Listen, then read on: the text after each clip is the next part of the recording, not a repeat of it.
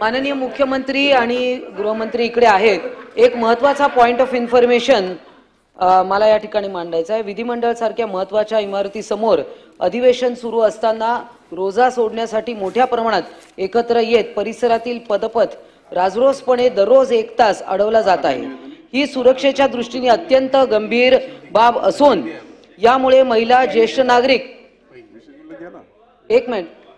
ज्येष्ठ नागरिक अन्य पदचाऱ्यांसाठी मोठी गैरसोय होत आहे। आम्हाला कोणाच्याही भावनिक दुखवायच्या नाहीत भावना, तरी मात्र विधिमंडळ सारख्या संवेदनशील व अतिमहत्त्वाच्या ठिकाणी रस्ता अडवून कायदा व सुव्यवस्थेचा प्रश्न निर्माण करणे योग्य नाही।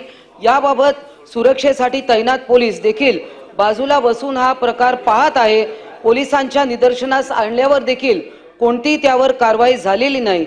मला असं वाटतं की अशा प्रकारे पदपथ अडवून अधिवेशनाच्या सगळ्या परिसरामध्ये रोजा सोडण्याचा जो प्रकार सुरू आहे त्यावर काहीतरी कार्यवाही केली पाहिजे।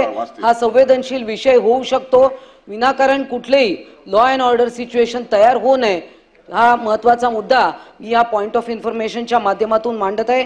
त्याच्या संबंधितले छायाचित्र देखील मी सभापती महोदय यांच्याकडे सादर केलेले आहेत। धन्यवाद। शासनाने तातडीने निवेदन करावे।